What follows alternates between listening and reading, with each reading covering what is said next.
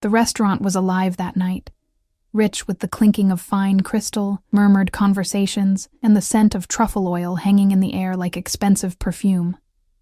I tucked a strand of hair behind my ear, trying to ignore the trembling in my fingers as I balanced 3 plates of seared scallops along my forearm. 6 months at Vermilion, Boston's most exclusive restaurant, and I still felt like an imposter among the wealthy patrons who barely glanced my way. "Table 7, Emma," Marcel, the head chef, barked as he slid another gleaming plate across the stainless steel counter. His eyes, already moving to the next order, dismissed me before I'd even taken a step. I nodded, though no one was looking, and navigated between the tables with practiced precision. My black uniform blended with the shadows by design. We were meant to be invisible, appearing only when needed and vanishing immediately after. The weight of the day pulled at my shoulders. Double shifts had become my norm since Mom's medical bills started piling up, each envelope stamped with increasingly urgent red letters. The soft jazz from the quartet in the corner wrapped around me as I approached Table 7, a secluded booth partially hidden by a dramatic arrangement of white orchids. I kept my eyes down as I set each plate before the diners with a quiet, "Please enjoy." The women wore jewelry that probably cost more than my yearly rent. The men, watches that could pay off Mom's entire medical debt. "Thank you, darling," one of the women said, her diamond tennis bracelet catching the light as she reached for her wine glass. She wasn't really seeing me. I was just part of the scenery, like the crystal chandelier or the hand-painted silk wallpaper. As I turned to leave, I caught the reflection of a man entering the restaurant in one of the mirrored columns. Something about him made the fine hairs on my arms stand up. He moved with unhurried confidence, as though the world adjusted its pace to accommodate him rather than the other way around. Dark suit, perfectly tailored to broad shoulders. Hair the color of burnished copper under the amber lights. He wasn't alone. 2 men flanked him, their eyes constantly scanning the room, hands positioned suspiciously close to the inside of their jackets. I forced myself to look away and continued toward the kitchen, but not before I noticed the maitre d' practically sprinting to greet the newcomer, bowing slightly as he spoke. Whoever this man was, he commanded deference without saying a word. "Emma," Marcel's voice cracked through the air. "Table 12 needs water, and 19 is ready for dessert." I rushed to fill the orders, weaving between tables with practiced ease. Yet I couldn't help but notice the ripple effect the copper-haired man had on the restaurant. Conversations hushed as he passed. The owner, Mr. Delaney, who I'd seen turn away celebrities without a second thought, emerged from his office to personally escort him to a table in the back corner, the best in the house with its view of both the entrance and the entire dining room. 3 hours later, my feet ached as I cleared the last table of the night.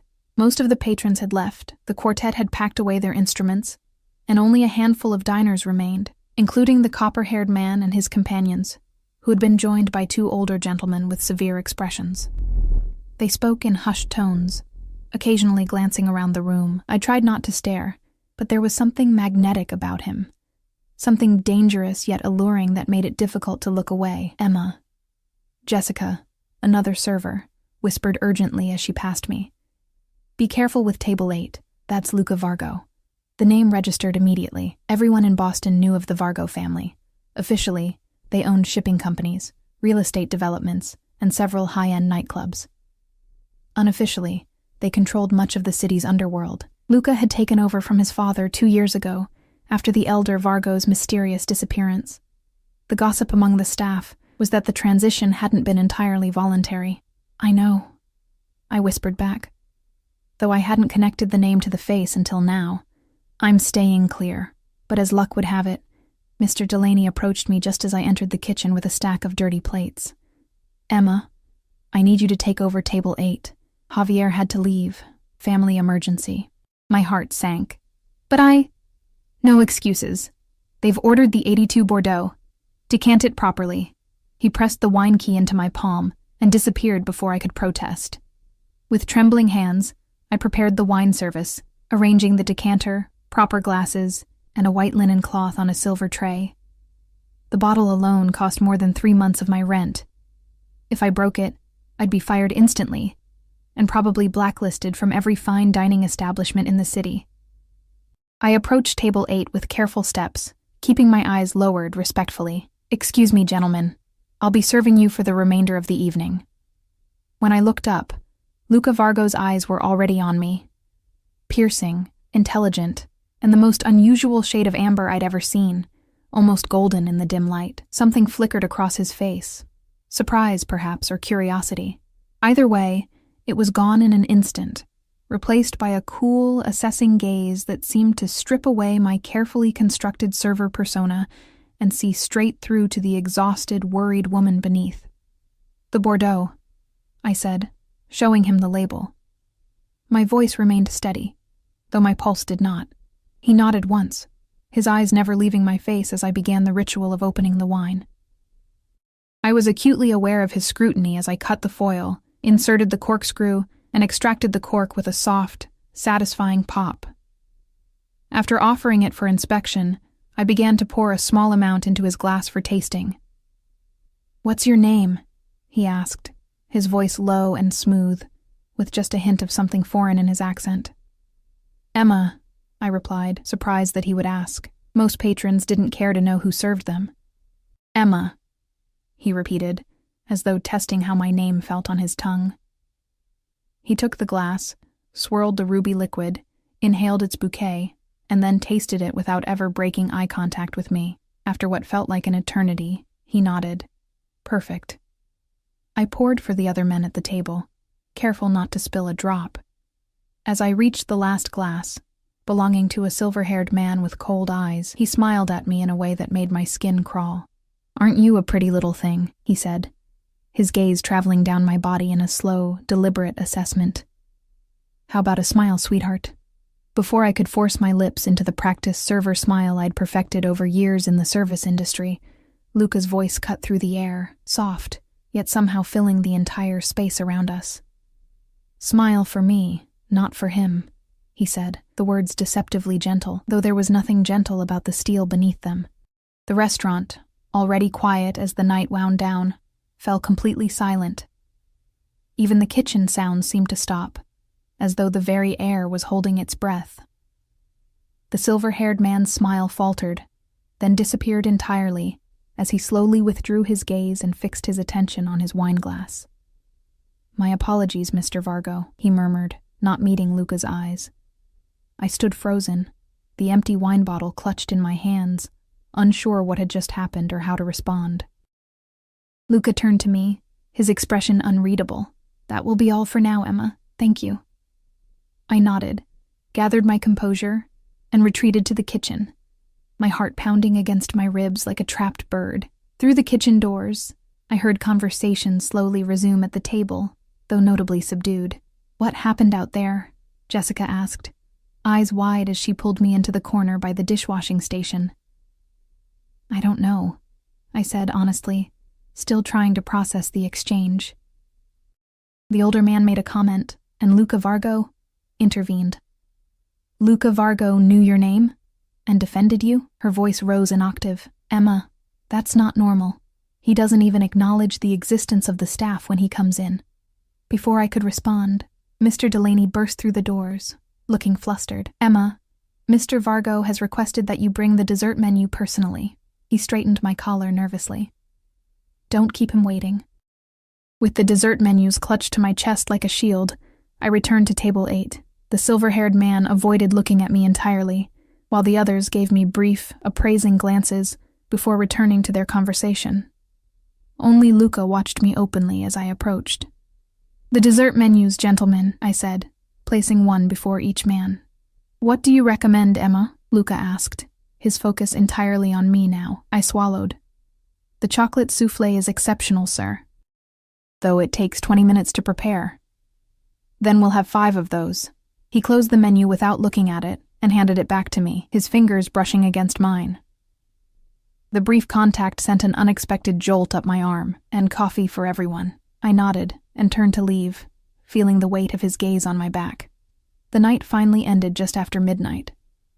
As the last patrons left and we began closing procedures, Mr. Delaney called me into his office, a rare occurrence that immediately set my nerves on edge. "Emma," he began, looking uncomfortable, "Mr. Vargo left this for you." He handed me an envelope. Inside was a generous tip, far more than I would typically make in a week, and a business card with just a phone number embossed in simple black text.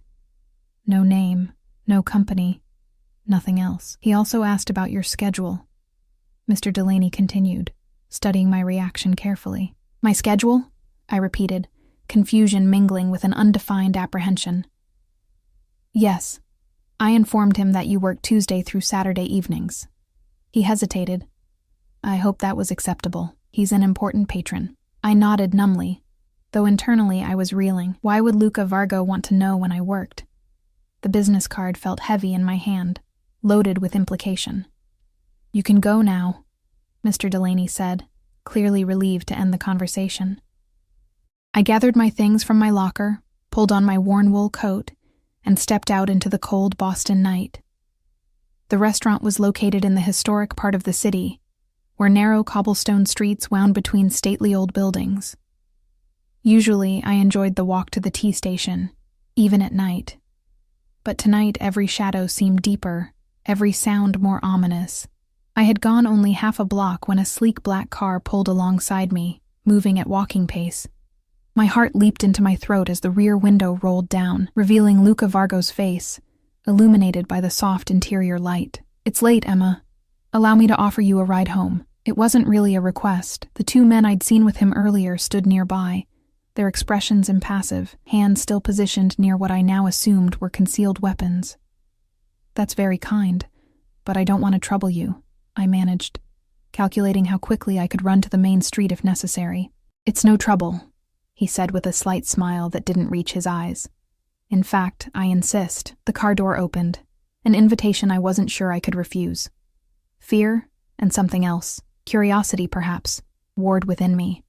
The practical part of my brain screamed danger, but another part wondered why this powerful, dangerous man had singled me out. What did he want from me? And why did I feel this inexplicable pull toward him, despite knowing exactly who and what he was? In that moment, standing on the dark, empty street with Luca Vargo waiting for my decision, I made a choice that would irreversibly alter the course of my life, though I had no way of knowing it then.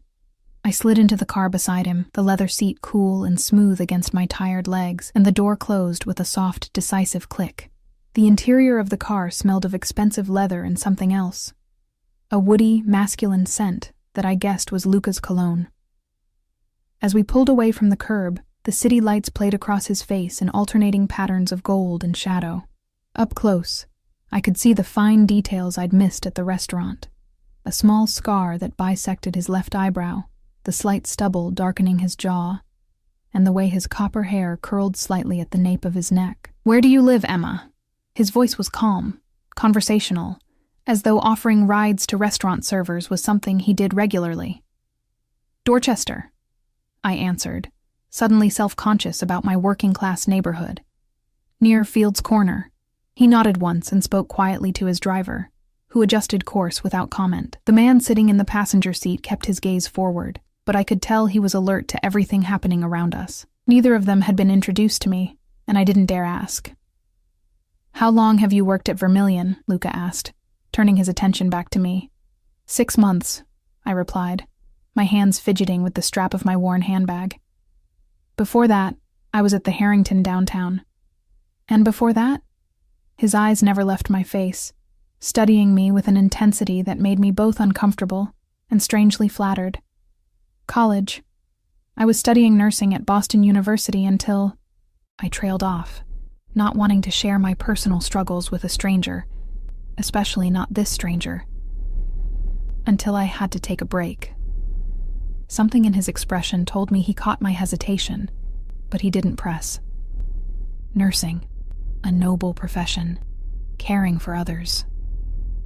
I nodded, unsure how to respond. We fell into silence as the car glided through the nearly empty streets. The financial district gave way to older neighborhoods, the elegant brownstones eventually transitioning to the more modest buildings of my area. I expected to feel relief as we approached familiar territory, but instead, I felt increasingly nervous. What would happen when we arrived? Why had he really offered me a ride? You're wondering why I'm interested in you, Luca said suddenly, as though reading my thoughts. My eyes snapped to his face. Yes, I admitted, deciding honesty was my best option. A small smile played at the corner of his mouth. Directness. I appreciate that. He shifted slightly, angling his body toward mine. You caught my attention, Emma. Not many people do. Because I was serving your table? I asked, genuinely confused.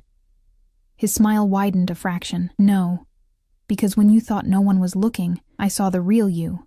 Not the carefully constructed mask you wear for the patrons, but the woman underneath. Intelligent, observant, struggling. His voice softened on the last word, and because when Salvatore made his crude comment, you didn't immediately capitulate with a false smile, there was a moment, brief but noticeable, of resistance. I swallowed hard, surprised by his perception. Most people don't notice things like that. I'm not most people, he replied simply. The car slowed as we approached my apartment building, a 3-story brick structure that had seen better days. I felt a flash of embarrassment as Luca's eyes assessed the graffiti-tagged mailboxes and the flickering security light by the entrance.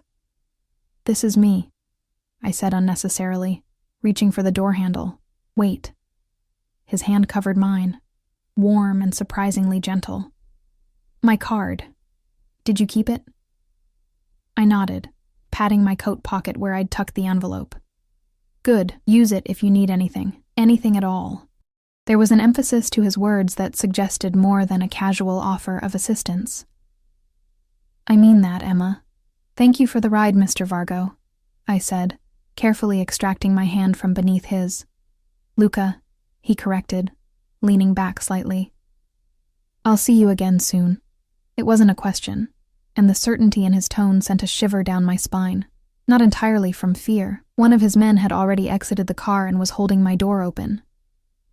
I stepped out onto the sidewalk, murmuring a thank you that he didn't acknowledge. As I walked toward my building entrance, I could feel Luca watching me. Only when I'd unlocked the security door and stepped inside did I hear the car pull away. My third-floor walk-up felt particularly small and shabby that night after the luxury of Luca Vargo's world. I moved on autopilot, hanging my coat, washing my face, changing into worn pajamas. As I collapsed onto my second-hand couch, the events of the evening replayed in my mind. I pulled out the envelope Mr. Delaney had given me, fanning the cash with disbelief. There was enough here to cover next month's rent and make a dent in Mom's medical bills. The business card felt even heavier now. Simple black embossed numbers on thick cream cardstock. No name needed. Anyone who received this card would know exactly who it belonged to. I set it on my coffee table and stared at it as if it might suddenly speak and explain what had happened tonight. My phone buzzed with a text from an unknown number. My heart jumped to my throat as I read. Home safe, I trust. Sleep well, Emma. How had he gotten my number? I hadn't given it to him. The realization that Luca Vargo could so easily access my personal information should have terrified me. But instead, I felt a confusing mix of fear and intrigue. I didn't respond to the text, but I didn't block the number either. That night, I dreamed of amber eyes and gentle hands with dangerous intentions. The next day passed in a blur of mundane tasks. I visited my mother at the assisted living facility, where she'd been since her stroke 2 years ago.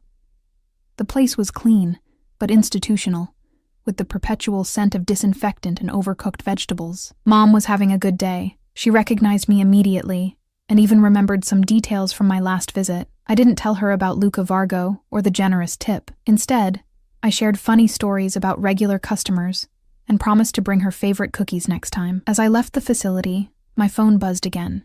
How is your mother today? I stopped in the middle of the sidewalk, causing a businessman to swerve around me with an annoyed grunt.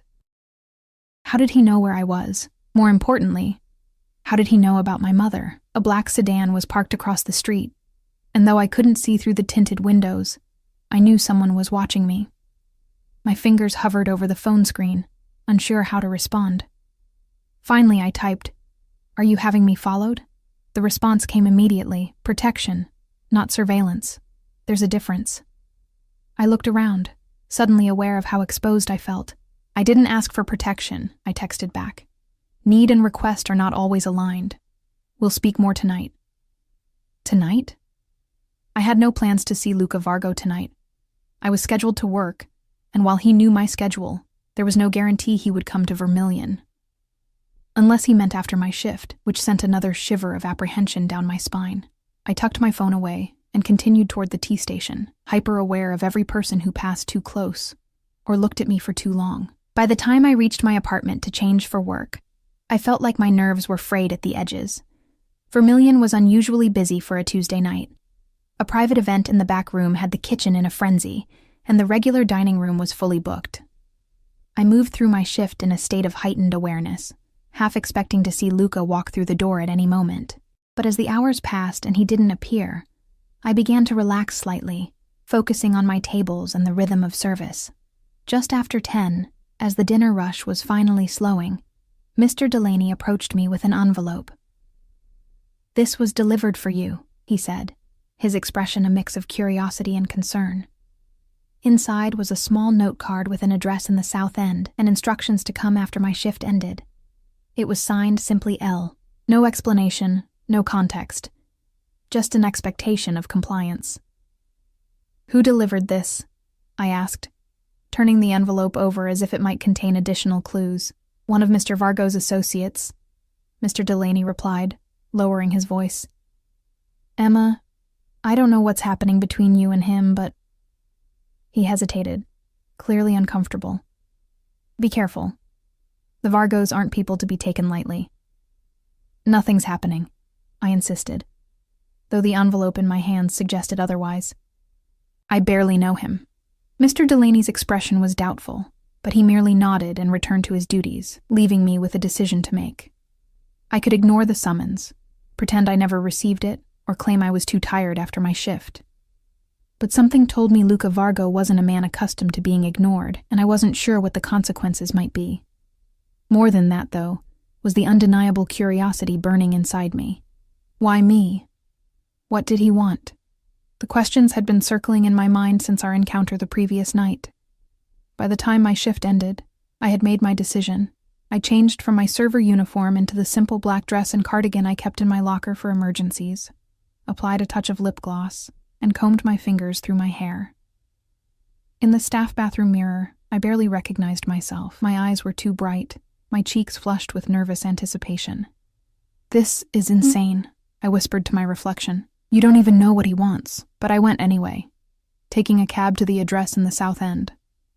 The driver gave me a curious look when I provided the destination, but said nothing. As we pulled up to a converted factory building with elegant floor-to-ceiling windows and a discreet entrance, I understood why. This was one of the most exclusive residential buildings in Boston, rumored to house celebrities and business magnates who valued privacy and security. A doorman in an immaculate uniform opened the cab door for me. "Ms. Collins?" he inquired. I nodded, surprised he knew my name. "Mr. Vargo is expecting you. Penthouse." He gestured toward private elevators at the back of the marble-floored lobby.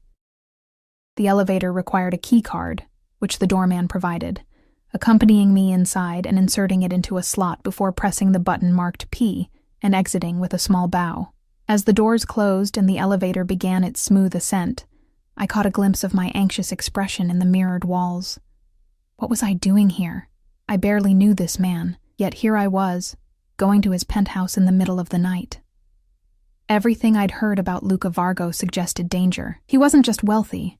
He was powerful in ways that operated outside the law, and now, for reasons I couldn't comprehend, his attention was focused on me. The elevator opened directly into a foyer with soaring ceilings and walls of glass that showcased the glittering Boston skyline. The space was minimalist but luxurious, all clean lines, rich textures, and subtle lighting that created an atmosphere of intimate sophistication. "Emma." Luca's voice came from my right, where he stood in the entrance to what appeared to be a living room. He'd changed from his business suit into dark slacks and a charcoal cashmere sweater that somehow made him look both more relaxed and more dangerous. "Thank you for coming. Did I have a choice?" I asked, unable to keep the edge from my voice. His expression remained impassive, but something flickered in his amber eyes. Amusement, perhaps. "We always have choices, Emma, though some come with more consequences than others." He gestured for me to follow him into the living room, a vast space dominated by a wall of windows and anchored by low-slung Italian furniture in shades of cream and gray. A fire burned in a minimalist hearth, casting dancing shadows across the polished concrete floors. "Wine?" he offered, moving to a bar area where an already open bottle of red wine breathed beside 2 crystal glasses. "No, thank you," I replied, remaining standing even as he indicated a seating area. "I'd like to know why I'm here." Luca studied me for a moment, then set down the wine bottle, direct again. "I told you I appreciated that quality." He moved closer, his movements fluid and controlled. "You're here because I wanted to see you, to speak with you properly, away from the restaurant." "About what?" I wrapped my arms around myself, suddenly cold despite the warmth from the fire. "About possibilities," he said, stopping a respectful distance away. "About an opportunity I'd like to offer you." "What kind of opportunity?" Suspicion colored my tone. "A job," he replied simply. "One that pays considerably better than serving tables and would allow you to complete your nursing degree." I stared at him, shock momentarily robbing me of speech. "A job," I repeated finally. "Doing what, exactly?" "Being a companion to my grandmother." He indicated for me to sit, and this time I did, perching on the edge of an armchair, while he took a seat on the sofa across from me. "She's 92, still sharp mentally, but increasingly frail physically. She refuses to move from her home in the North End and rejects most professional caregivers I've hired. But she needs someone with her, someone intelligent, observant, and studying to be a nurse." Of all the scenarios I had imagined, this was nowhere on the list. "Why me?" "You don't know anything about me." "I know more than you think," he said, his gaze steady. "I know you're 24 years old. I know you left nursing school 2 years ago when your mother had a stroke, and you've been working double shifts ever since to cover her care and your rent. I know you send her flowers on the 1st of every month, regardless of how tight money is. I know you're intelligent, hardworking, and discreet." My mouth went dry. "How do you know all that?" "It's my business to know things about people who interest me." His tone suggested this was perfectly reasonable. "What matters is that my grandmother needs someone, and I believe you'd be suitable." "And what would this job entail exactly?" I asked, still wary but increasingly curious. "Living in her guest room, helping with medications, doctor's appointments, and daily activities, providing companionship. She's lonely, though she'd never admit it." For the first time, I saw something softer in his expression. Genuine concern, perhaps even love. "In return, you'd receive a salary that would cover your mother's care at a better facility, completion of your nursing degree, and a generous stipend." It sounded too good to be true, which meant it probably was. "And what do you get out of this arrangement, Mr. Vargo?"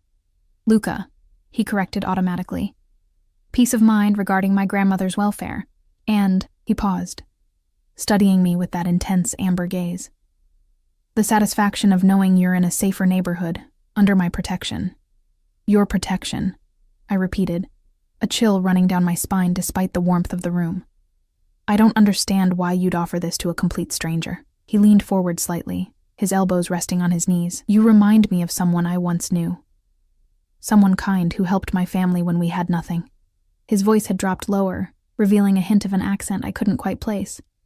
Considerate, repaying a debt to the universe. I didn't believe him. Not entirely.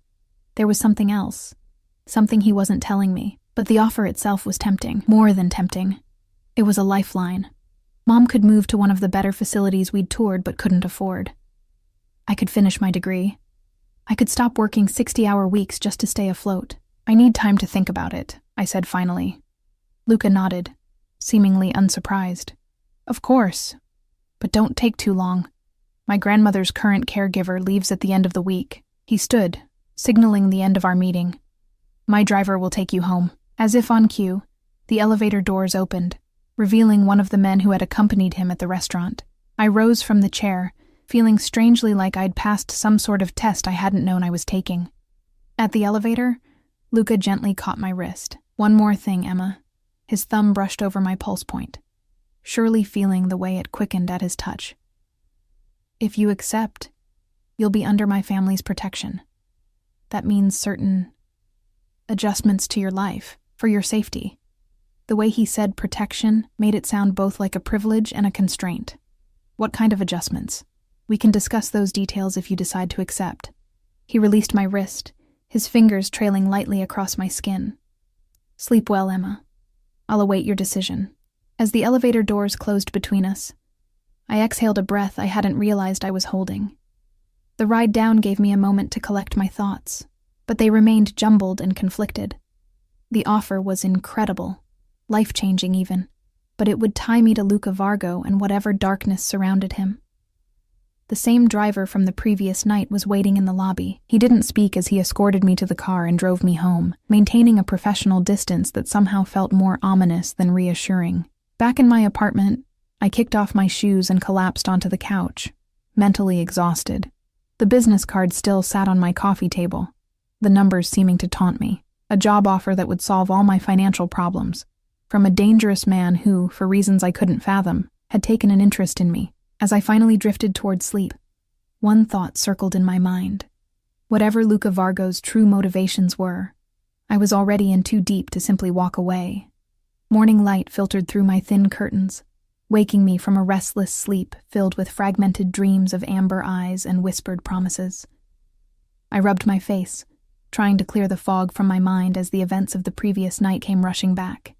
Luca Vargo's unexpected job offer hung in the air like a tantalizing mirage, too perfect, too convenient, and almost certainly concealing something beneath its gleaming surface. I had the day off from the restaurant, which gave me time to think. After a quick shower and a cup of coffee that did little to settle my nerves, I called the only person who might offer objective advice. "You're up early," my best friend Mia answered, her voice still husky with sleep. "Everything okay?" "I need to talk to you," I said. "In person. Can we meet for coffee?" 2 hours later, we sat in a corner booth at a cafe far from both Vermilion and the South End, where I'd be less likely to encounter anyone connected to Luca. Mia listened with widening eyes as I recounted the events of the past 2 days, interrupting occasionally with gasps or questions. "Let me get this straight," she said when I finally finished. "Luca Vargo, yes, that Luca Vargo, has offered you a job as his grandmother's companion, with a salary that would solve all your financial problems?" I nodded, wrapping my hands around my mug for warmth. "It sounds insane when you say it out loud." "Because it is insane, Em," Mia leaned forward, lowering her voice. "The Vargos aren't just rich people, they're dangerous. My cousin works at the DA's office, and he says they suspect Luca of being involved in everything from racketeering to..." She glanced around and whispered even lower, "Worse things. They just can't prove it." "I know," I admitted, staring into my coffee. "But you should see the place where Mom is now, Mia. The staff tries, but they're overworked, and she doesn't get the attention she needs. With this money, I could move her somewhere better. I could finish school." Mia reached across the table and squeezed my hand. "I understand, but there has to be a catch. Men like him don't just hand out dream jobs to random servers." "That's what I keep telling myself," I sighed, pulling my hand back to tuck a strand of hair behind my ear. "But what if there isn't a catch? What if it's exactly what he said? He needs someone for his grandmother. And I fit the bill." "Then I'm the Queen of England," Mia retorted with an eye roll. "He said you reminded him of someone." "Who?" He didn't elaborate, and I didn't press. I bit my lip, remembering the intensity in Luca's eyes when he'd mentioned the woman from his past. Whoever she was, she clearly meant something to him. Or it's a line he uses to manipulate people. Mia's skepticism was palpable. "Have you Googled his grandmother? Does she even exist?" I felt a flash of annoyance at Mia's doubt, then immediately chastised myself. Of course she was being protective. That's what friends did. I tried, but there's not much online about the Vargo family beyond business news and the occasional society page mention. I found a reference to an Elisabetta Vargo who came from Italy with Luca's grandfather in the 1950s, but that's it. So she might be real. Mia sipped her latte, looking thoughtful. "But that still doesn't explain why he's fixated on you specifically." "I don't know," I admitted. "When he looks at me, it's like..." I trailed off, unsure how to describe the sensation of being seen, truly seen, for the first time in years. "Like what?" Mia prompted. "Like he sees something in me that even I don't see." The word sounded ridiculous once spoken, And I quickly added, or maybe I'm just romanticizing a dangerous situation because I'm desperate for a solution to my problems. Mia's expression softened. Oh, Em, I know how hard things have been. I just don't want to see you get hurt. Or worse. I know. I stared out the window at the pedestrians hurrying past, each absorbed in their own lives, their own problems. How many of them were one decision away from changing their fate? I have until the end of the week to decide. Just promise me you'll be careful, and if you do take this job, we're setting up daily check-ins. If you miss even one, I'm calling the police. I managed to smile, grateful for her concern. Deal. After parting ways with Mia, I found myself walking aimlessly through the city, my mind churning with indecision. I passed a flower shop and impulsively bought a small bouquet for Mom, with part of Luca's generous tip, then headed to the assisted living facility. The familiar scent of institutional cleanliness hit me as I entered, but today it seemed more depressing than usual. The fluorescent lighting cast a sickly glow on walls painted in what was supposed to be a cheerful yellow, but had faded to the color of old mustard. A television blared in the common room, though no one seemed to be watching it. Emma, the receptionist greeted me with genuine warmth. Twice in 2 days. Your mom will be thrilled. I smiled and signed in, then made my way to Mom's room. She was sitting in her wheelchair by the window, gazing out at the small courtyard where a few residents were bundled up against the cold, determined to get some fresh air. Hey, Mom, I said softly, not wanting to startle her. She turned, her face lighting up in recognition. Emma. What a lovely surprise. Her words were slightly slurred from the stroke, but her eyes were clear today. I brought you these. I handed her the flowers, which she accepted with childlike delight. They're beautiful. Let's put them right here. She gestured to the windowsill, where the light could catch them. I found a plastic cup to serve as a vase and arranged the flowers while Mom watched with a smile that reminded me of happier times, before illness had stolen so much from her. How are you feeling today? I asked, pulling a chair close to her wheelchair. Oh, the same. Betty. You know, the night nurse with the red hair, she helped me wash my hair yesterday. Mom patted her silver-streaked brown hair, which did look cleaner than usual. Tell me about your life, darling. Any handsome men I should know about? I laughed, the sound catching in my throat. If only she knew. Nothing exciting, I lied, unwilling to burden her with the truth. Just work and sleep, mostly. She studied my face with the perceptiveness that even her illness couldn't diminish. You look tired, sweetheart. Are you taking care of yourself? I'm fine, Mom. Just busy. I reached for her hand, noticing how thin and fragile it felt in mine. She'd once been so vibrant, so full of energy, a nurse who worked long shifts yet still found time to bake cookies and help with homework. Now she depended on overworked staff for her most basic needs. The injustice of it made my chest ache. We spent an hour together, me reading aloud from her favorite mystery novel while she drifted in and out of attention. Sometimes she'd interrupt with a question about a character we'd met chapters ago. Other times, she'd slip into memories, talking about events from my childhood as if they'd happened yesterday. I played along, knowing these moments of connection were precious. As I prepared to leave, promising to return in a few days, Mom caught my hand again. Emma, she said, her voice suddenly clearer than it had been all day. I worry about you, all alone in that apartment, working so hard. Her eyes, so like my own, filled with tears. I never wanted this life for you. I know, Mom. I leaned down to kiss her forehead, blinking back my own tears. It's temporary. Things will get better. Her expression turned determined, a flash of the strong woman she'd once been. You deserve happiness, Emma. Promise me you'll remember that. I promise, I whispered, though happiness felt like a distant concept, something that belonged to other people with simpler lives. As I left the facility, my decision crystallized with each step. Whatever Luca Vargo's true motives, his offer represented a chance to give Mom the care she deserved and reclaim some semblance of the future I'd once planned. The risks were real, potentially serious, but staying in my current situation meant watching Mom fade away in that depressing facility while I worked myself to exhaustion just to stay afloat. I pulled out my phone and the business card I now carried everywhere, dialing the number with shaking fingers. It rang only once before Luca answered, as if he'd been waiting for my call. "Emma," he said, my name sounding different in his voice, almost like a caress. "Have you made your decision?" "I have conditions," I replied, surprised by the steadiness in my voice.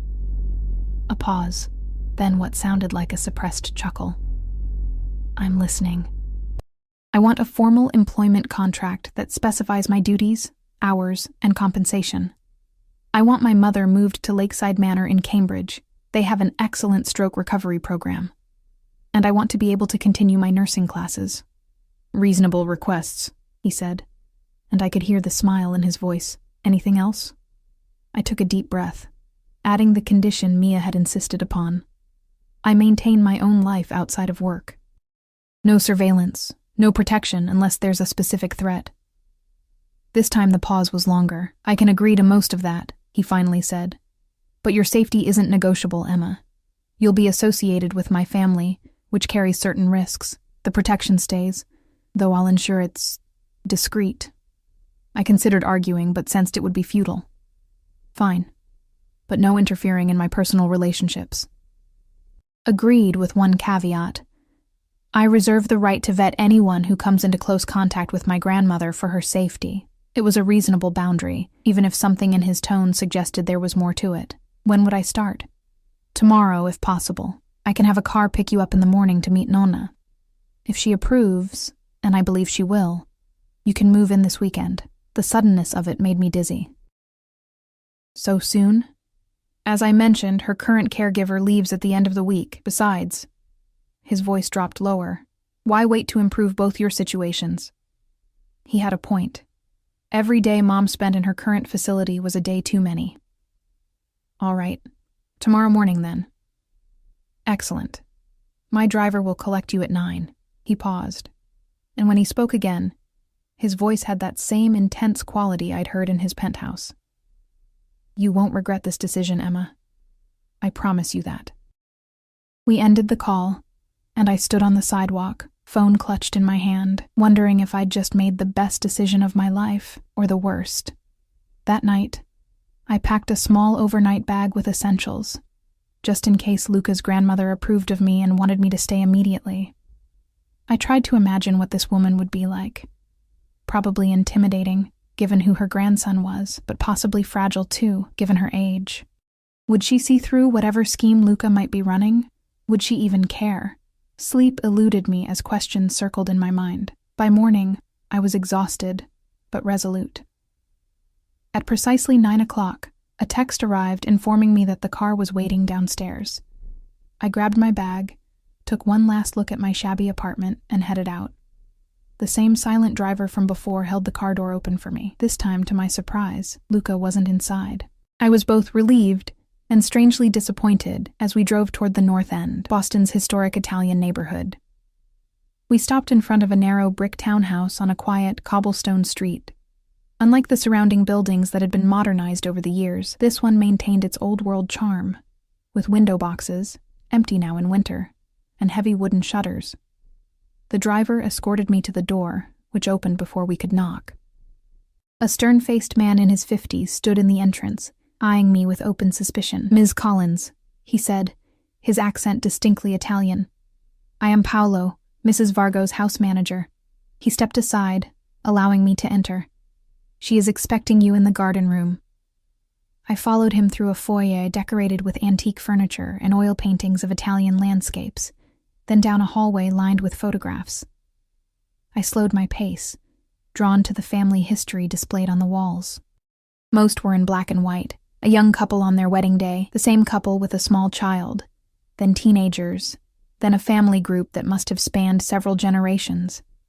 Near the end of the hall hung a color photograph that stopped me in my tracks. A younger Luca, perhaps in his late teens, stood beside an elderly woman whose regal bearing was unmistakable despite her small stature.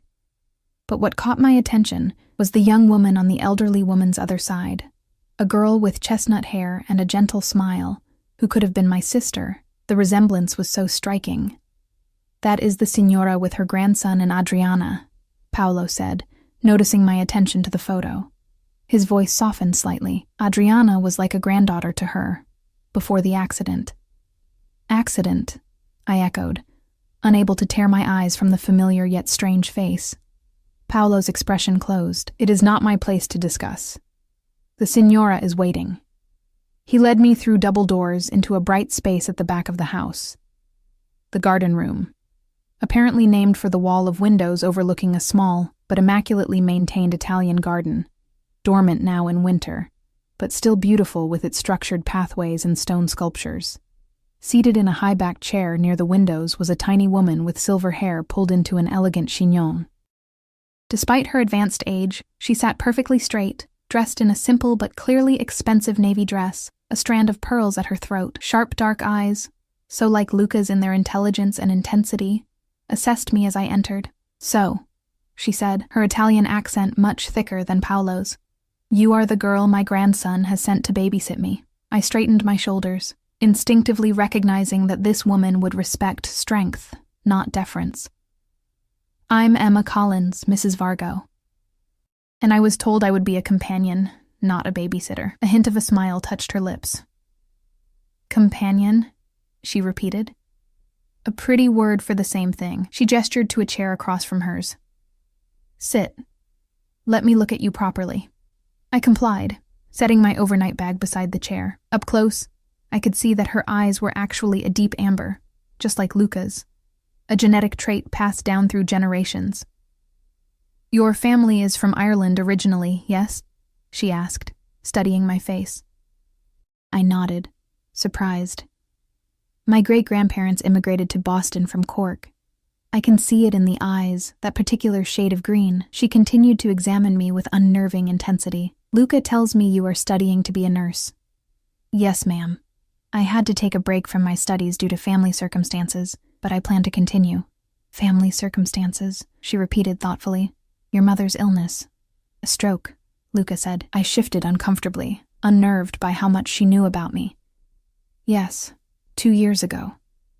"And you left school to care for her? Admirable." Her gaze never wavered. "In my day, family always came first. Now people put their parents in homes and visit on holidays, if that." She tilted her head slightly. "Yet you visit your mother several times a week despite working long hours. Why?" The question seemed like a test, though I wasn't sure what answer she sought.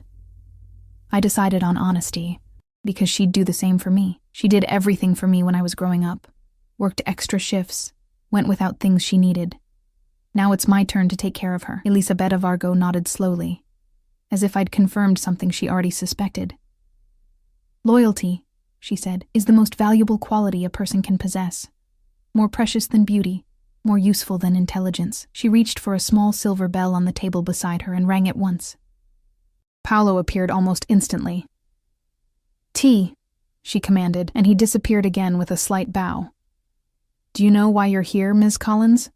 she asked, returning her attention to me. "Luca said you need a companion, someone to help with medications, appointments, and daily activities. And you believed that was his only reason for selecting you?" Her tone suggested I was either naive or being deliberately obtuse. I met her gaze directly. "No. I think there's something he's not telling me." "Something to do with Adriana, perhaps?" A flicker of surprise crossed her face, before her expression became impassive again. "You saw the photograph?" "Yes. The resemblance is noticeable." She was quiet for a moment, her fingers absently touching her pearl necklace. "Adriana was like family to us. She worked for me much as you are being asked to do while studying medicine. She and Luca were close." The way she hesitated on the word close suggested more than friendship, confirming my suspicions. "What happened to her?" "A car accident 5 years ago." Her voice remained steady, but grief shadowed her eyes. "She died instantly, they said." I swallowed hard, the pieces beginning to fall into place. "I'm sorry. But if you're worried I might remind Luca of her too much—" "It is precisely because you remind him of her that you are here," she interrupted.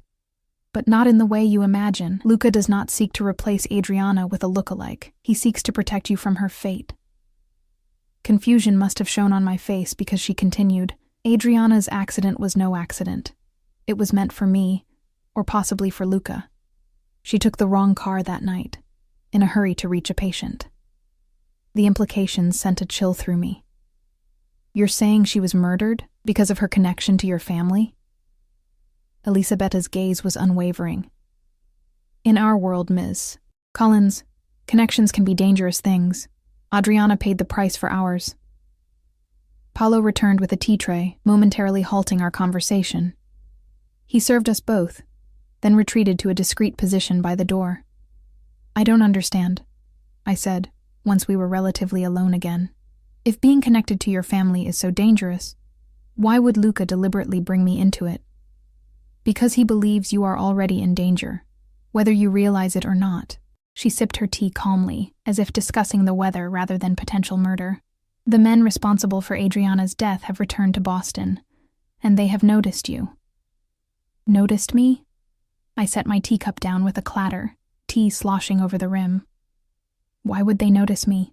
For the same reason my grandson did. Your resemblance to Adriana is striking. They may believe you are connected to us already, perhaps a relative of hers.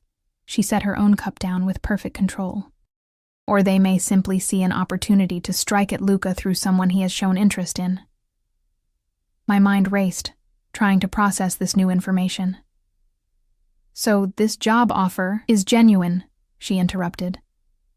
I do need assistance, and you are qualified to provide it. But it also serves another purpose, keeping you safe, under our protection.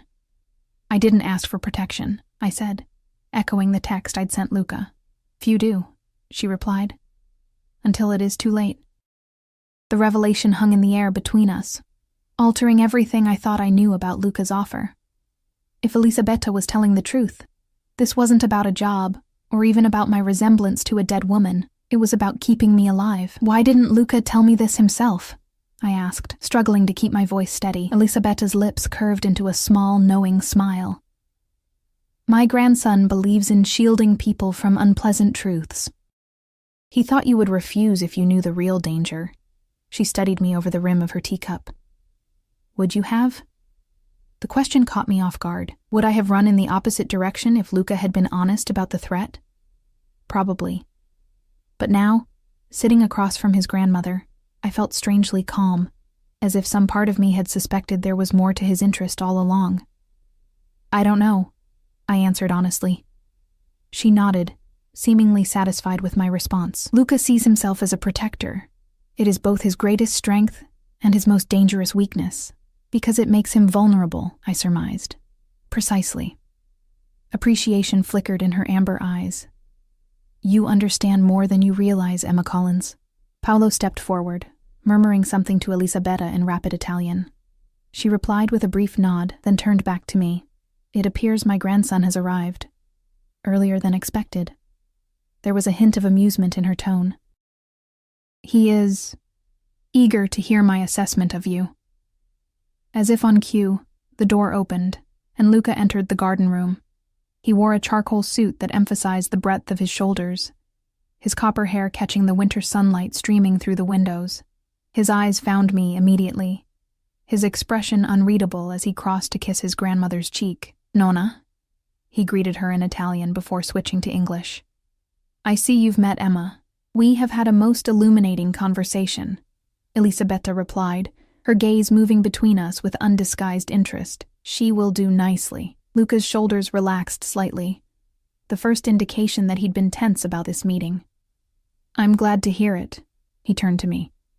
Has my grandmother explained the position to your satisfaction? She's explained many things, I said carefully, watching his reaction. His eyes narrowed slightly as they moved from me to Elisabetta. I see. Some unspoken communication passed between them before he addressed me again. Then you understand the urgency of the situation. I understand that you believe I'm in danger because I resemble someone named Adriana, who was killed in what you think was a targeted attack meant for your family. I held his gaze, challenging him to deny it. What I don't understand is why you didn't tell me this yourself. A muscle ticked in his jaw. Would you have believed me? Or would you have dismissed it as the paranoid ravings of a man you've been taught to fear? You didn't give me the chance to decide that for myself, I countered. No, I didn't. His voice softened unexpectedly. For that, I apologize. I thought offering protection without explanation would be simpler. Simpler for whom? I asked, unable to keep the edge from my voice. A ghost of a smile touched his lips. For both of us, I had hoped.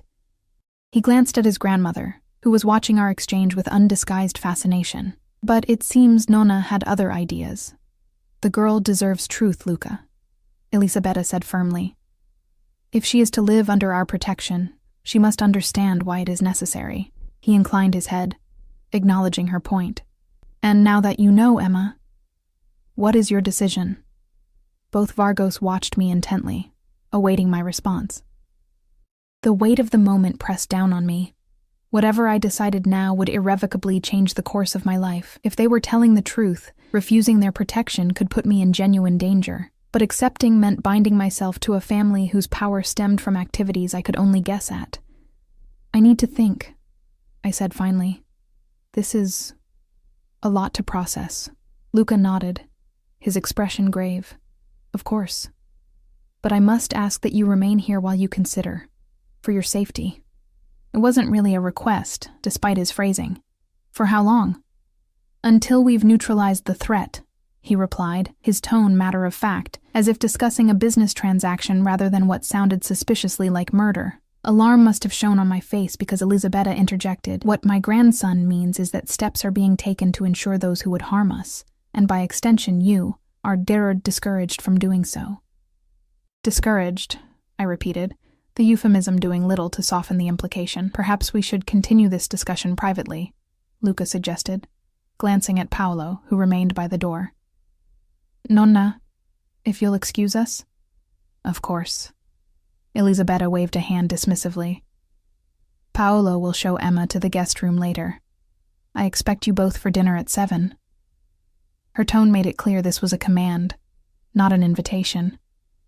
Luca offered his hand to help me up, which I accepted after a moment's hesitation. His touch was warm, his grip firm but gentle as he led me from the garden room, through the hallway with its haunting photographs, and into what appeared to be a study. Floor-to-ceiling bookshelves lined the walls, interspersed with more family photos and what looked like valuable antiques. He closed the door behind us, then moved to a small bar cart in the corner. Drink? He offered, holding up a crystal decanter. I shook my head. It's not even noon. Sometimes circumstances warrant exceptions. He poured a small measure of amber liquid into a glass for himself, then turned to face me. Ask me what you want to know, Emma. No more half-truths. I took a deep breath, organizing my thoughts. Who exactly is threatening your family? And why would they target me? Luca took a sip of his drink before answering.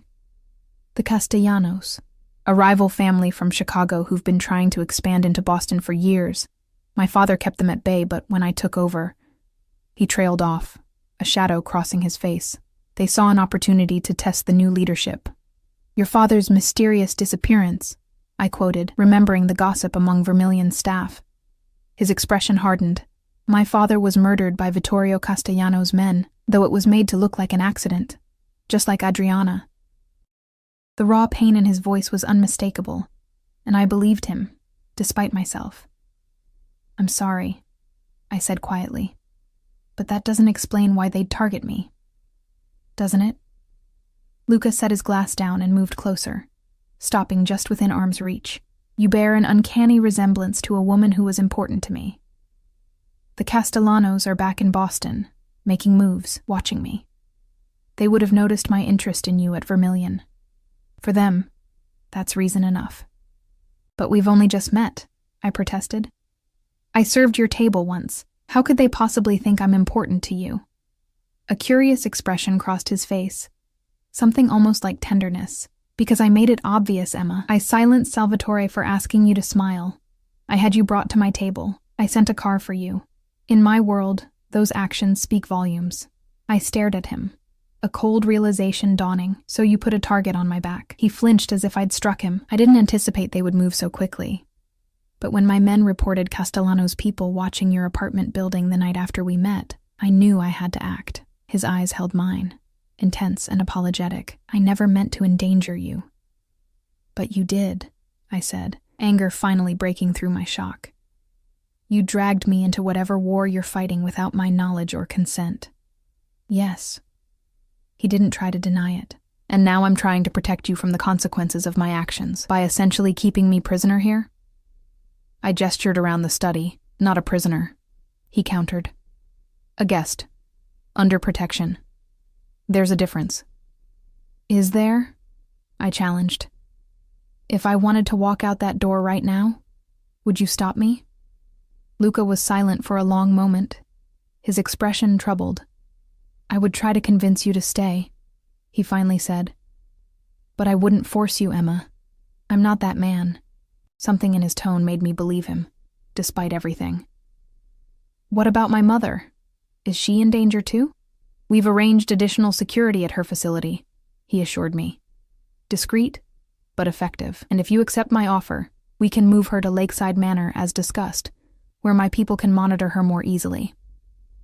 The mention of Mom brought me back to reality, to the practical concerns that had drawn me to Luca's offer in the first place. Whatever danger I might face here, it was worth it if it meant giving her better care, finishing my degree, creating some semblance of the future we'd planned together before her stroke. If I stay, I said slowly, I want to see her, regularly, and I want to continue my nursing classes. Relief washed over his face. Of course. We'll arrange secure transportation for both. You'll have as normal a life as possible under the circumstances. And how long will these circumstances last? I asked. How long until I can go back to my own life? Luca's expression grew somber. I don't know. Until we resolve the situation with the Castellanos. It could be weeks. It could be months. Months, I echoed. The reality of what I was agreeing to finally sinking in. And in the meantime, I just live here? Take care of your grandmother? Pretend everything is normal? Is that so terrible? He asked quietly. Compared to the alternative being potential death at the hands of his enemies, or continuing to struggle financially while Mom received inadequate care. Neither option seemed appealing. I'll stay, I decided, the words feeling both like surrender and relief. For now, but I want regular updates on the situation. No more secrets. Luca nodded, his shoulders relaxing slightly. Agreed. Thank you, Emma. The simple gratitude in his voice seemed genuine. A soft knock at the door interrupted us. Paolo entered after Luca called permission, his expression as impassive as ever. Signore, the signora asks if Ms. Collins will be staying, so she may instruct Rosa to prepare the room properly. Luca looked to me for confirmation. I nodded, still not entirely sure I was making the right decision, but committed now nonetheless. Yes, Paolo. Please tell my grandmother that Ms. Collins has agreed to stay. Have Rosa prepare the east bedroom, the one with the garden view. Paolo bowed slightly. Very good, signore. And Mr. Ricci has arrived with the items you requested. Send him up in 10 minutes, Luca instructed, before turning back to me as Paolo left.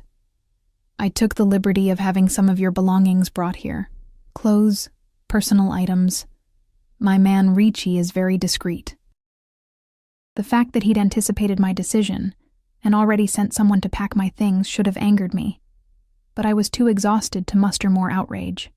Of course you did, I said flatly. Luca moved closer, stopping just before me. Emma, he said, his voice gentler than I'd heard it before. I know this isn't what you wanted. I know I've disrupted your life in ways you never asked for, but I promise you this.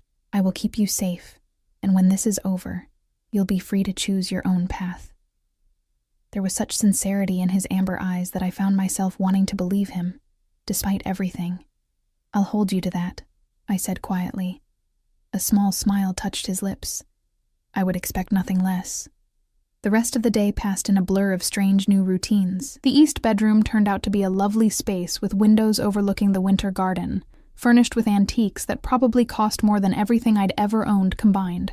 Rosa, the housekeeper, showed me where everything was kept and explained the household schedule with military precision. Luca disappeared after our conversation in the study, called away by business that no one specified but that I could guess had something to do with the Castellanos.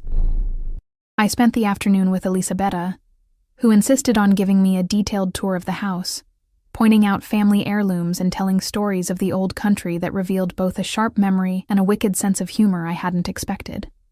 By the time we gathered for dinner at 7, I'd begun to adjust to my new reality, if not fully accept it. The dining room was formal but intimate, with a table that could seat 12 but was set for only 3.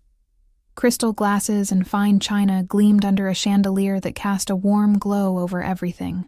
Luca arrived precisely on time, having changed from his business suit into more casual trousers and a cashmere sweater that reminded me of the night in his penthouse. He greeted his grandmother with obvious affection, then turned to me with a smile that seemed almost shy, so at odds with the powerful, dangerous man I knew him to be. "You look rested," he observed as we took our seats. "Your grandmother is an excellent hostess," I replied diplomatically. "She's made me feel very welcome." "Humph," Elisabetta interjected. "The girl is being kind. I have interrogated her thoroughly all afternoon." She fixed her sharp gaze on Luca. "She will do well here. She has spirit." Luca's smile widened. I never doubted it. Dinner was served by Paolo and Rosa, course after course of traditional Italian dishes that outshone anything I'd ever tasted at Vermilion. Conversation flowed more easily than I'd expected, with Elisabetta dominating much of it, sharing family stories and asking me questions about my nursing studies that showed genuine interest. It was almost possible to forget why I was really there, until Paolo entered with a message that he delivered to Luca in hushed Italian. Luca's expression darkened immediately, his jaw tightening as he excused himself from the table. "Is everything all right?" I asked Elisabetta after he'd left. She sighed, suddenly looking every one of her 92 years. "Business," she said simply. "It never ends." When Luca returned 10 minutes later, his expression was carefully neutral, but I could sense the tension radiating from him. "My apologies for the interruption," he said smoothly, reclaiming his seat. The meal continued, but the easy atmosphere had evaporated. Luca participated in the conversation, but his mind was clearly elsewhere, his responses slightly delayed, his smile not quite reaching his eyes.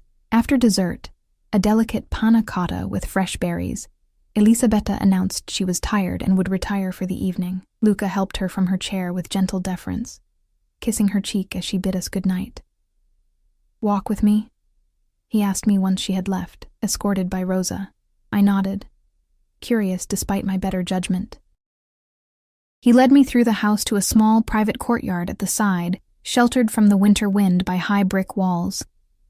Heat lamps had been turned on, making the space surprisingly comfortable despite the season. We sat on a stone bench beside a dormant fountain. "What happened at dinner?" I asked directly. "The message Paolo brought." Luca was quiet for a moment, considering his response. "The Castellanos made a move tonight." "Nothing that affects your situation," he added quickly, seeing my expression. "Business territories." "You mean illegal business," I clarified, not bothering to phrase it as a question. He studied me for a long moment. "Does it matter to you? The legality?" "Shouldn't it?" I countered. "Perhaps," he conceded, "but the lines aren't as clear as most people believe. The businesses my family controls provide jobs, security, order. The law doesn't always recognize the necessity of certain arrangements." "That sounds like justification," I observed. A hint of a smile touched his lips. "It probably is. But it's also the truth as I see it." He leaned back slightly, his gaze still fixed on me. "Judge me if you must, Emma, but know that everything I do is to protect what's mine."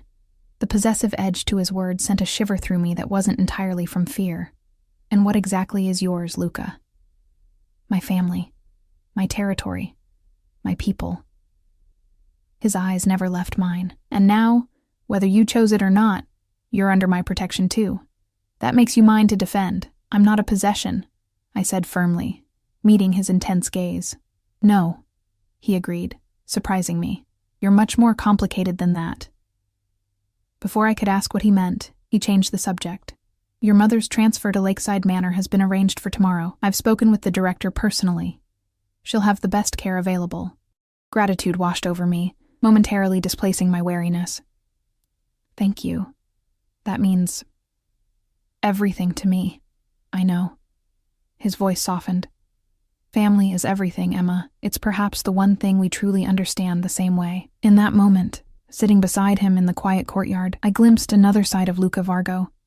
Not just the dangerous mafia boss or the commanding businessman, but a man bound by loyalty and love for his family. It didn't erase the darker aspects of who he was, but it made him more complex, more human. "It's getting late," I said finally, uncomfortable with the direction of my thoughts. "I should get some rest." He nodded, rising to escort me back inside. At the foot of the grand staircase that led to the bedrooms, he paused. "Sleep well, Emma. Tomorrow will be a new beginning for both of us, I think." "What do you mean?" I asked, one foot on the first stair. Luca's expression was unreadable in the dim light of the hallway. "Things are in motion now. Changes that can't be undone." "You're being cryptic again," I pointed out. A genuine smile curved his lips. "So I am. Forgive me. Old habits." He took my hand unexpectedly, raising it to his lips in an old-world gesture that should have seemed theatrical, but instead sent warmth spreading up my arm. "Good night, Emma." "Good night, Luca," I replied, my voice steadier than I felt as I climbed the stairs, aware of his gaze following me until I disappeared from view. In my new bedroom, I changed into silk pajamas that had appeared in the wardrobe, designer items with tags still attached in exactly my size. Another presumption that should have angered me, but instead left me feeling oddly cared for. As I slid between sheets that probably cost more than a month's rent at my old apartment, I tried to make sense of the day's revelations. I'd gone from server to protected witness in less than 48 hours, all because I resembled a dead woman who'd meant something to a man who now controlled my fate. My phone buzzed on the nightstand. My personal phone that I'd brought with me, not a new one provided by Luca. A text from Mia. "Haven't heard from you. Everything okay with the job offer?" I hesitated, unsure what to say or how much I could safely share. Finally, I typed, "Yes, took the job, staying at his grandmother's house. Will call you tomorrow with details." Her response came quickly. "His grandmother's house? That's unexpected. Stay safe and check in daily as promised." I smiled at her concern, typing back an assurance before setting the phone aside. The ceiling above me was painted with delicate vines and flowers, probably centuries old, imported from some Italian villa, so different from the water-stained acoustic tiles of my apartment. Everything had changed so quickly. I was now living in a beautiful prison, protected by a dangerous man who looked at me with eyes that seemed to see more than I wanted to reveal. And somewhere out there, another dangerous man, Vittorio Castellano, might be planning to use me to strike at Luca, all because of a resemblance to a woman I'd never met. As I drifted toward sleep, I wondered what Adriana would think of all this. The woman whose ghost seemed to hover in the spaces between Luca's words. Had she chosen this life willingly? Had she loved him? And in the end, had his protection been enough to save her? The questions followed me into uneasy dreams, where amber eyes watched from shadows and car accidents happened in slow motion, again and again and again. The first rays of dawn were filtering through the curtains when I woke, momentarily disoriented by the unfamiliar surroundings. The events of the previous day came rushing back as I stared at the ornate ceiling. This wasn't a dream. I was really living in Elisabetta Vargo's home, under Luca's protection, hiding from enemies I'd never met. A soft knock at the door preceded Rosa's entrance with a breakfast tray. "Good morning, Miss Emma," she said cheerfully. "The Signora thought you might prefer to eat in your room this first morning. She says to join her in the garden room when you're ready." I thanked her, surprised by the thoughtfulness. The tray held fresh pastries, fruit, and coffee that smelled heavenly compared to the instant variety I usually drank. As I ate by the window overlooking the winter garden, I noticed a black car parked discreetly at the edge of the property, a man visible in the driver's seat. Security, I presumed, a reminder that the danger was real. After showering in the ensuite bathroom with its marble fixtures and luxury toiletries, I dressed in clothes that had mysteriously appeared in my closet overnight. All new, all exactly my size, all far more expensive than anything I'd ever owned. The presumption should have bothered me, but the practical part of my brain appreciated not having to wear yesterday's clothes. Elisabetta was waiting in the garden room as promised, a stack of books beside her chair and reading glasses perched on her nose. She looked up as I entered, assessing me with those sharp amber eyes. "The clothes suit you," she observed. Luca has good taste. Luca chose these? I asked, smoothing the soft cashmere of the sweater I'd selected. He provided guidelines. My assistant handled the actual shopping. She set her book aside. Sit. We have much to discuss before my grandson returns. I took the same chair as yesterday, noting the absence of Paolo or any other staff. Where is Luca? Business, she replied dismissively. He left early this morning. He'll return for dinner. Her tone suggested this was a normal occurrence that required no further explanation. Now, about your duties here. For the next hour, Elisabetta outlined what would be expected of me, accompanying her to doctor's appointments, helping with medications, reading to her when her eyes tired, and generally providing companionship. The requirements were straightforward and, truthfully, less demanding than I'd anticipated. You will have considerable free time, she concluded. I am not an invalid, despite what my grandson believes. I've arranged for your nursing school enrollment to be transferred to online courses where possible, with secure transportation to in-person labs when necessary. You've thought of everything, I said, impressed despite myself. A small smile curved her lips. I've had 92 years to learn the value of preparation, my dear. She adjusted her glasses, her expression growing more serious. Now, there are rules you must understand. For your safety. The rules were clear. I was not to leave the house without security. I was not to post on social media or contact anyone outside a pre-approved list without clearance. My mother could know I had a new job as a companion, but nothing about the Vargo family's true business or the danger I was in. These restrictions are temporary, Elisabetta assured me, noting my expression. Once the current situation is resolved, normal life can resume. And how exactly is Luca planning to resolve the situation? I asked carefully. Elisabetta studied me for a long moment. There are some questions better left unasked, Emma. Not because you don't deserve answers, but because answers make you complicit. The implication was clear. What I didn't know couldn't implicate me. I nodded, understanding even as a chill ran down my spine. One more thing, she said, reaching for a small velvet box on the side table. This is for you. Inside was a delicate gold necklace with a small pendant, a stylized shield with what appeared to be a family crest. It's beautiful, I said, confused by the gift. But I don't understand. It is the Vargo family emblem, Elisabetta explained. Within certain circles it will be recognized. It marks you as under our protection. She gestured for me to turn around. Allow me. As she fastened the necklace around my throat, her fingers surprisingly nimble for her age, I couldn't help feeling that this was more than jewelry. It was a brand of ownership, a visible sign that I belonged to the Vargo family now. The pendant rested just below the hollow of my throat, cool against my skin. Thank you, I said, unsure what else to say. Elisabetta patted my hand. It was Luca's idea.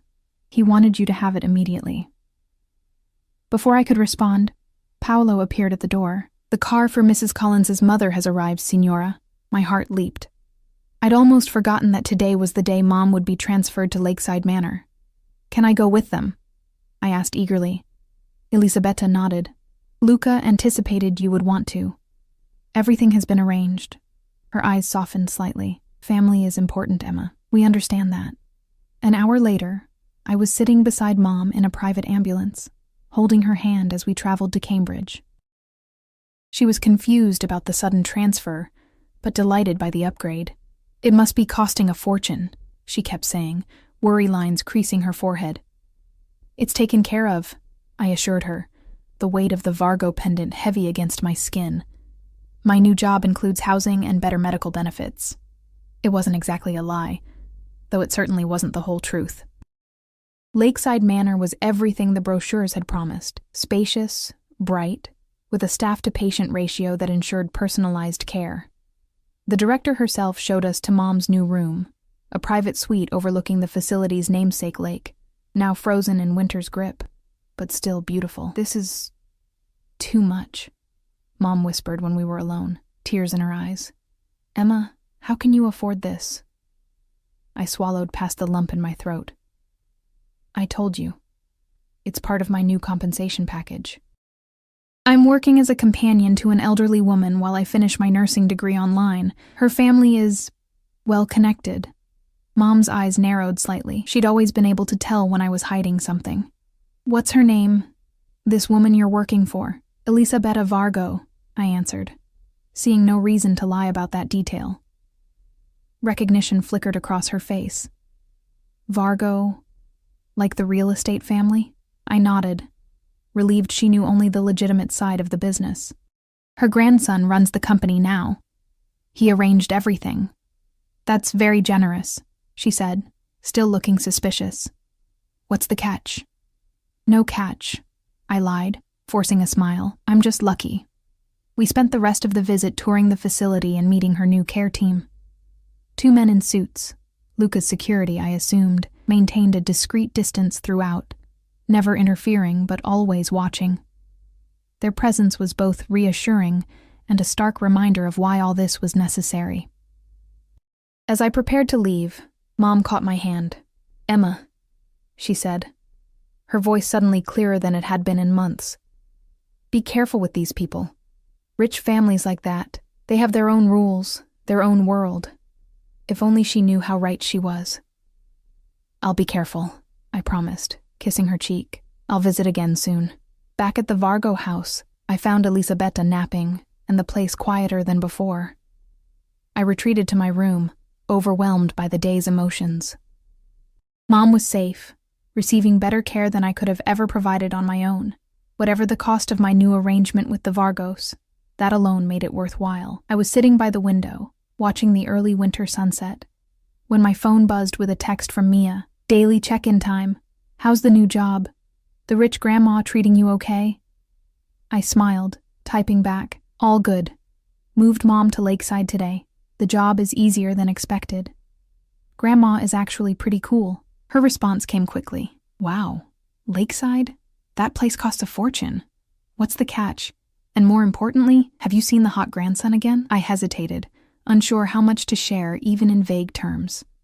Finally, I replied, benefits package includes Mom's care. And yes, he was here yesterday. Business keeps him busy. Business, right? What kind exactly? Google says real estate, but rumors say otherwise. My throat tightened. I don't ask questions about the business. Better that way. There was a longer pause before her next message. Emma, are you safe? Because you're starting to sound like someone in a witness protection program. Do I need to call someone? I'm fine. I type back quickly. Just respecting employer privacy. Stop watching crime shows. We exchanged a few more messages before I ended the conversation, promising to call her in a few days. The exchange left me unsettled. How long could I maintain this facade with the people I cared about? How much danger was I really in? As if summoned by my thoughts, a soft knock at the door preceded Luca's entrance. He'd clearly just arrived home. His copper hair was windblown, his suit jacket draped over one arm, his tie loosened. I'm told the transfer went well, he said, remaining near the doorway rather than coming further into my room. I nodded, turning from the window to face him. Mom settled in. The place is amazing, Luca. Thank you. Something in his expression softened at my gratitude. You don't need to thank me for fulfilling our agreement. His eyes dropped to the pendant at my throat, and satisfaction flickered across his face. I see Nonna gave you the necklace. My fingers rose automatically to touch it. Yes. She explained its significance. And how do you feel about wearing it? He asked, watching me closely. Conflicted, I admitted honestly. It feels like a mark of ownership. He moved further into the room then, stopping a few feet from where I sat. Not ownership, Emma. Protection. There's a difference. Is there?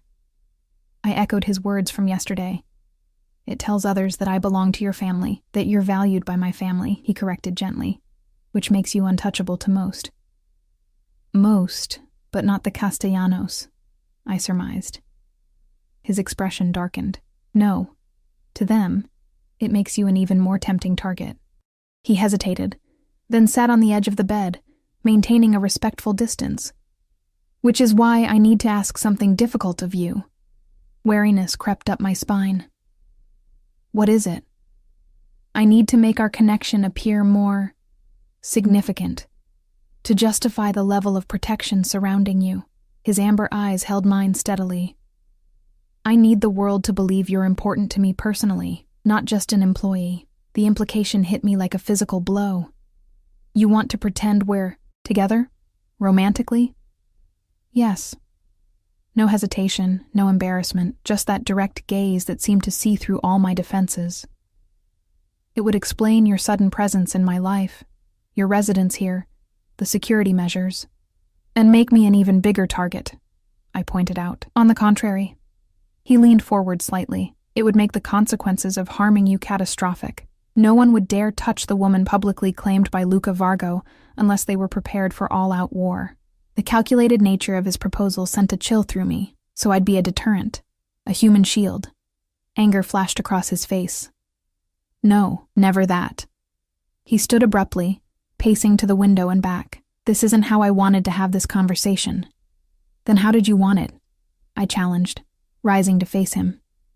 He stopped, running a hand through his already tousled hair in a gesture that seemed surprisingly human for someone so controlled. I wanted more time, he admitted finally. Time for you to know me better. Time for you to see that there's more to me than what you've heard or assumed.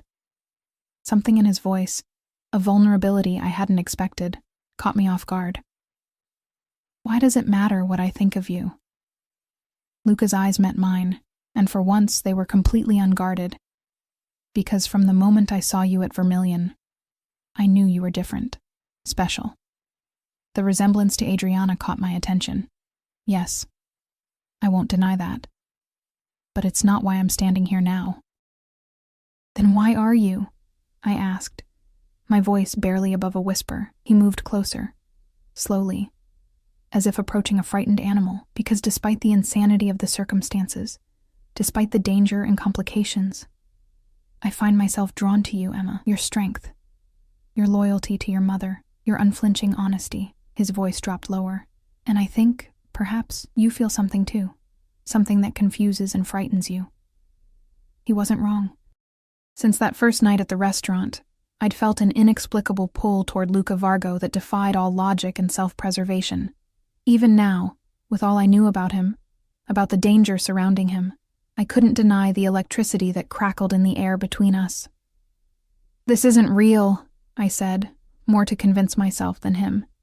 Whatever this is, it's circumstantial. Adrenaline and fear and gratitude all mixed up together. A small, sad smile touched his lips. Perhaps. But does that make it any less powerful? Before I could respond, his phone rang, a sharp intrusion of reality into the charged moment.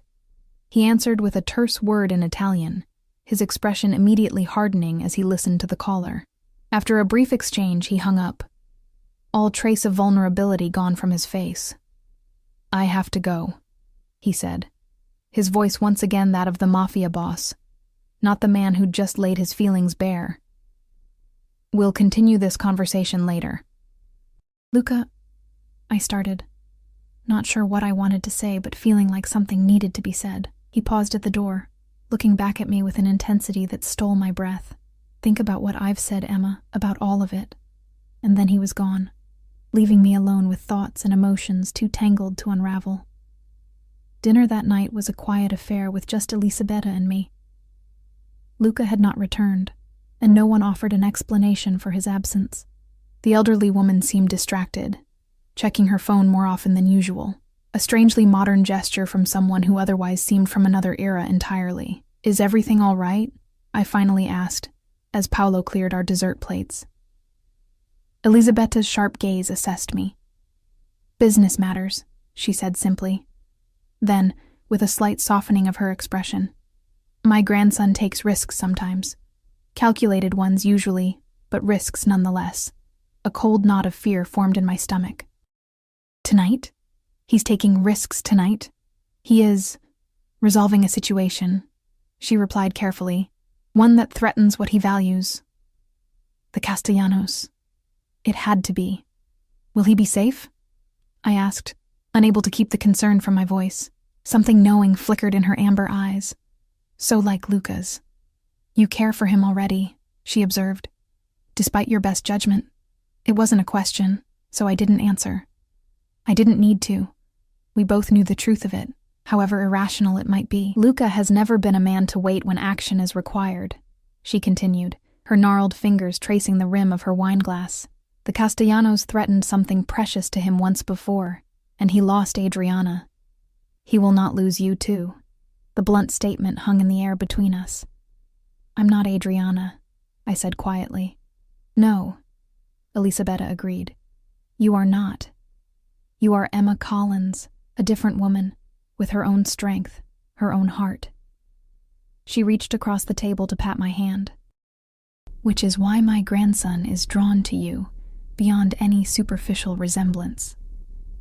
I wanted to ask more, about Adriana, about Luca, about what exactly was happening tonight, but the look in Elisabetta's eyes told me she'd said all she intended to. Instead, we finished our tea in companionable silence before she retired for the evening, leaving me alone with my thoughts. Unable to sleep, I wandered the house, eventually finding myself in the study where Luca and I had spoken the day before. The room felt like him somehow, elegant but masculine, with books that showed actual wear rather than serving as mere decoration. I ran my fingers along the spines, noting titles in English, Italian, and what looked like Latin or Greek. He reads in 7 languages. Paolo's voice came from the doorway, startling me. The Signore has always been a scholar at heart. I turned to find the house manager watching me with an expression less severe than usual. I didn't mean to intrude, I said, embarrassed to be caught snooping. The Signore said you should consider the house your home, he replied, entering the room and moving to the bar cart. Perhaps a cognac to help you sleep? The nights can be long when one is waiting. The acknowledgement that he understood my worried state was unexpected. Thank you, I said, accepting the small crystal glass he offered. Have you worked for the family long, Paolo? All my life, he answered simply, as did my father before me. I sipped the cognac, its warmth spreading through my chest. And Adriana? Did you know her too? Something like grief passed across his usually stoic face. Miss Adriana was special, kind to everyone, regardless of position. She brought light into this house, and Luca loved her, I said softly, not really a question.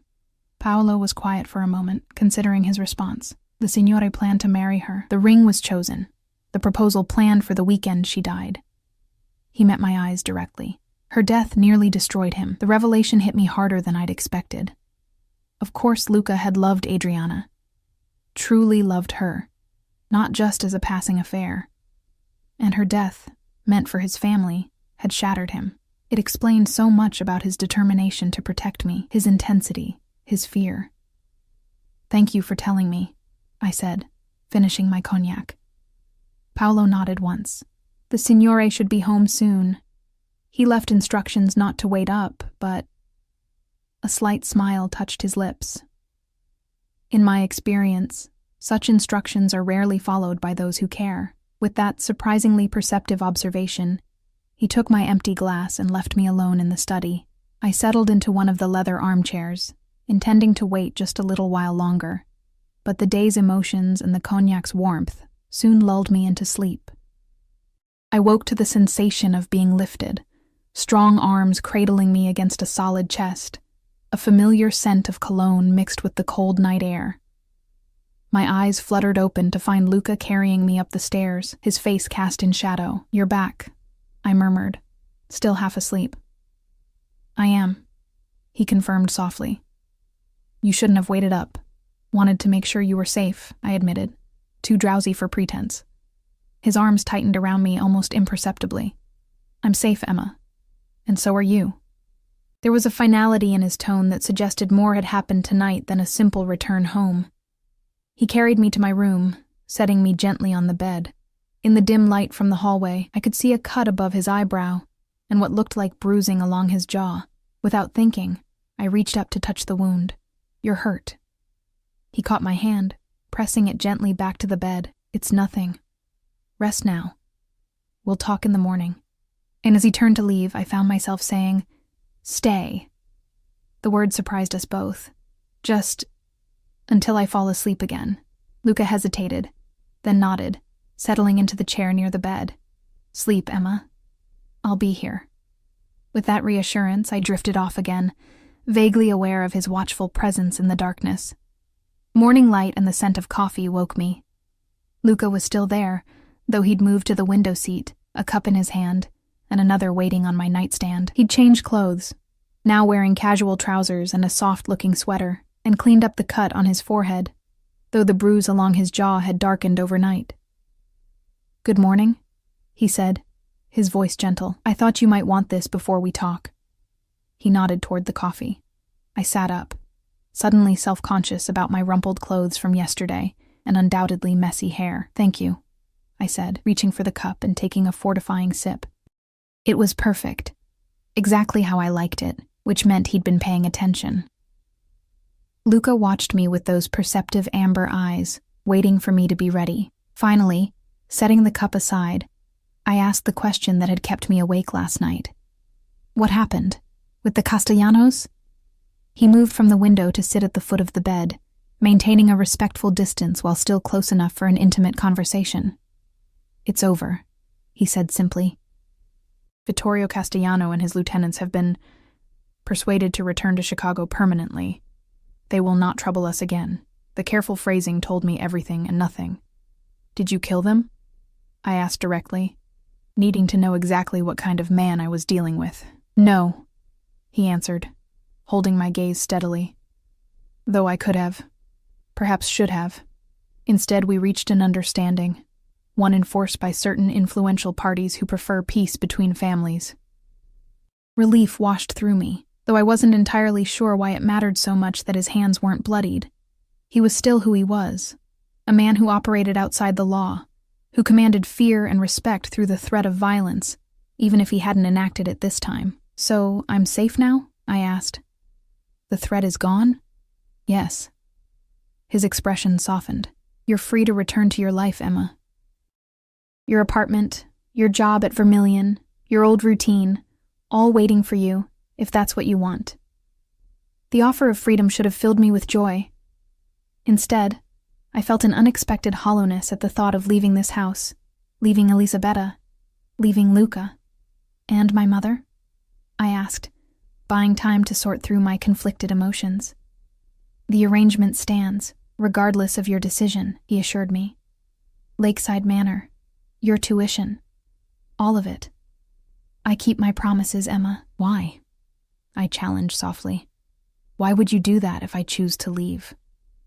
Luca was quiet for a long moment, his gaze dropping to his hands before returning to my face. "Because what I feel for you isn't conditional on your presence in my life. Because your happiness and welfare matter to me, even if you choose a path that doesn't include me." The raw honesty in his voice stripped away my last defenses. In that moment, I saw past the Mafia boss to the man beneath, complex, capable of both terrible power and surprising tenderness. "Paolo told me about Adriana," I said quietly. "That you were going to propose." Pain flickered across his face. "Yes." "I'm not her, Luca," I said, needing to be clear. "I can never be her replacement. I've never wanted you to be," he replied, his voice firm. The resemblance caught my eye, yes. "But it's you, Emma Collins, with your fierce loyalty and unflinching honesty, who has captured my heart these past days." The confession hung in the air between us, too significant to be casually acknowledged, too powerful to be ignored. "This is insane," I whispered. "We barely know each other, then stay and let me know you," he said simply. "Not as a protected witness or an employee, but as yourself. Give us that chance, Emma." I looked at him, really looked at him. The dangerous, powerful exterior that concealed a man of intelligence, loyalty, and unexpected tenderness. A man who had risked his life to end the threat against me. A man who offered freedom with one hand while hoping I would choose to stay of my own accord. "I'll stay," I heard myself say. "Not forever, not yet. But for now, to see where this leads."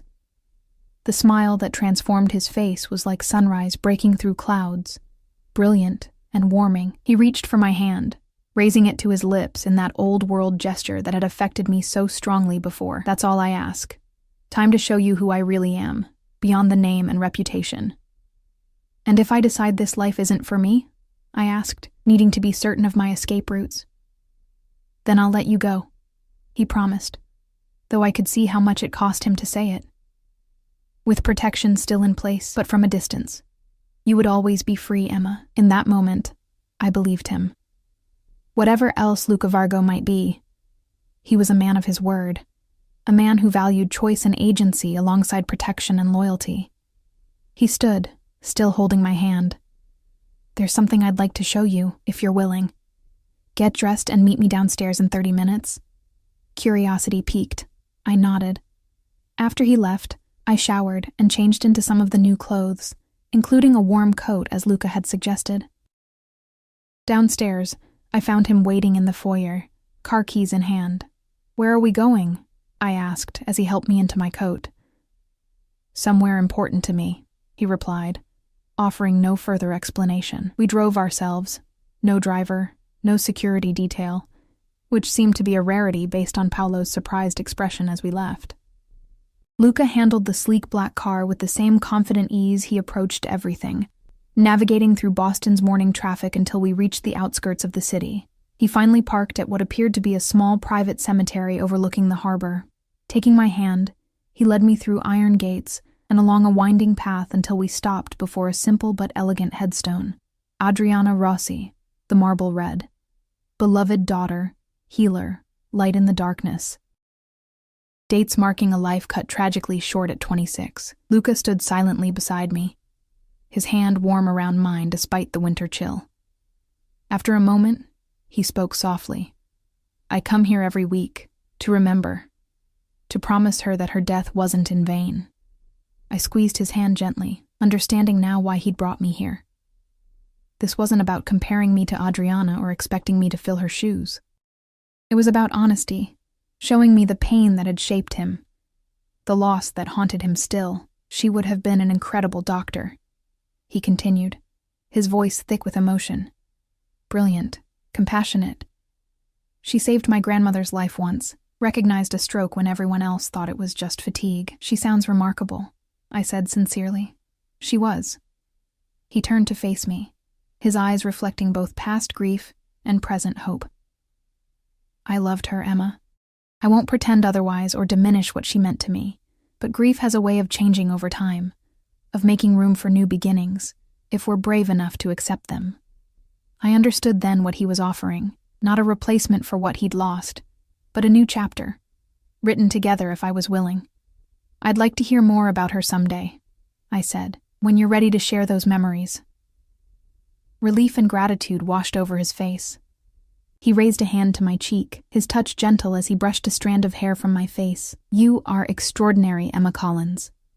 As we stood there in the quiet cemetery, the winter sun breaking through clouds to cast golden light across the headstones, I felt something shift inside me, fear giving way to possibility, suspicion to tentative trust.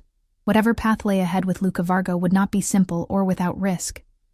But in that moment, I knew it was a path I wanted to explore. Later, as we drove back toward the city, Luca's phone rang. He answered with a brief greeting, listened for a moment, then said simply, "Good. Proceed as discussed." After hanging up, he glanced at me. "Your former apartment has been cleared out. Your belongings are being delivered to the house." "You assumed I'd stay," I observed, though without real anger.